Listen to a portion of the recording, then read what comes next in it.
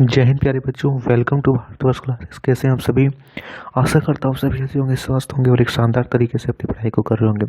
तो प्यारे बच्चों, हम लोग प्रश्नावली 8.3 कक्षा 8वीं गणित पढ़ रहे हैं और इसके अंतर्गत हम सभी ने प्रश्न संख्या 6 तक किया था। आज हम करेंगे प्रश्न संख्या 7। प्रश्न कहता है कि मारिया ने किसी व्यापार में 8,000 रुपये का निवेश किया, उसे 5% वार्षिक दर से चक्रवृद्धि ब्याज का भुगतान किया जाएगा। यदि ब्याज वार्षिक रूप से संयोजित होता है तो हमें दो प्रश्न दे रखे।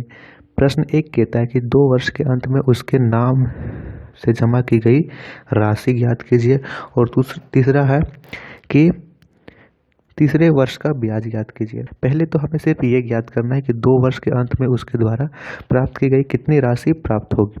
ठीक है, यदि कुल राशि यहाँ से प्राप्त हो जाएगा तो इसी राशि को हम मूलधन मानकर तीसरे में एक वर्ष का ब्याज ज्ञात कर लेंगे, साधारण ब्याज। तो वही तीसरे वर्ष का चक्रवृद्धि ब्याज होगा। मूलधन चूंकि यह आ जाएगा। प्रश्न कहते हैं, प्रश्न संख्या एक के लिए देखते हैं। मूलधन दे रखा है हमें 8,000 रुपये है, तो यहाँ से लिख देंगे मूलधन 8,000 रुपये है। एकदम आसान प्रश्न है बच्चा, एकदम आराम से देखना, एक भी चीज़ डाउट नहीं रहेगा। ठीक है, दर दे रखा है 5% वार्षिक है। ये चीज़ आप लोग प्रश्न में ध्यान दीजिएगा कि ब्याज वार्षिक या अर्धवार्षिक। तो यहाँ ब्याज वार्षिक दे रखा है, तो इस पर कोई भी दिक्कत नहीं है। तो यहाँ से लिख देंगे ब्याज दर। ठीक है, ब्याज दर कितना दे रखा है?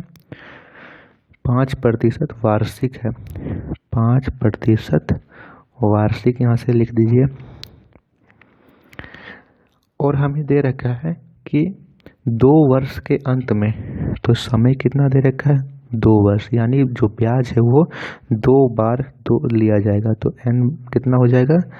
2 वर्ष। ठीक है, मिश्रधन निकाल देते हैं कि कुल कितनी राशि होगी। मिश्रधन ही पूछ रखा है, तो मिश्रधन का सूत्र होता है P1 + R/100 की पावर n। ठीक है, P यानी कि मूलधन प्रिंसिपल, A यानी अमाउंट और R यानी दर, N यानी समय। तो मूलधन कितना है? 8,000। 8,000 शुरू में यहाँ लिख देंगे। सिर्फ इस फॉर्मूले के अनुसार हम लोग चलते जाएंगे। 1 है तो 1 लिख देंगे, प्लस रेट कितना दे रखा है? 5% वार्षिक, तो 5 लिख देंगे। बट्टा में 100 है तो यहाँ पे 100 लिख देंगे। पावर में n है, n का मान दे रखा है 2 वर्ष, तो यहाँ से 2 लिख देंगे। अब देखिए आप लोग ध्यान से, यहाँ पे 5 है और नीचे में 100 है, तो ये दोनों जो भिन्न है वो 5 का पहाड़ा से कट रही है। 5 एकम 5, 5 दूनी 10, शून्य का शून्य, 1/20 आया, इधर 1 था। ठीक है, तो यहाँ से आ गया 8,000 1 प्लस ऊपर में 1 बचा और नीचे में 20, इसकी पावर है 2, तो यहाँ से 2 लिख देंगे। ठीक है बच्चों, अब 8,000 का 8,000 यहाँ से लिखिए, और 20 एकम 20 और 1 21 मिश्रित भिन्न है, मिश्रित भिन्न किस तरह करते हैं? 20 एकम 20 और 1 21, तो कितना आ गया? 21/20। उसका पावर में कितना था? 2, तो इसे 2 बार लिखना है, 21/20। ठीक है, और फिर से देखते हैं। यहाँ पे देखिए 1 शून्य से 1 शून्य कट गया, 1 शून्य से 1 शून्य कट गया। 2 का पहाड़ा में 80, 40 बार में, फिर 2 का पहाड़ा में 40, 20 बार में। ठीक है, कितना आया? 20 गुने 21 गुने 21, यहाँ से लिख देते हैं 20 गुने 21 गुने 21। अब आप लोग इसकी गुना करोगे तो 21 को 21 से गुना करोगे 441, और 441 को 20 से गुना करोगे तो आएगा 8,820 रुपये।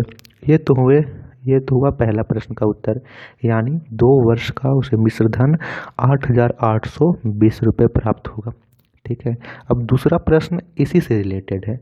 आपको क्या करना है? दूसरे वर्ष के लिए मूलधन को 8,820 रुपये मान लेना है, और दूसरे, ठीक है, प्रश्न संख्या 2 में दे रखा है कि तीसरे वर्ष का ब्याज ज्ञात कीजिए। तो यहाँ लिखेंगे प्रश्न संख्या 2 कि तीसरे वर्ष के लिए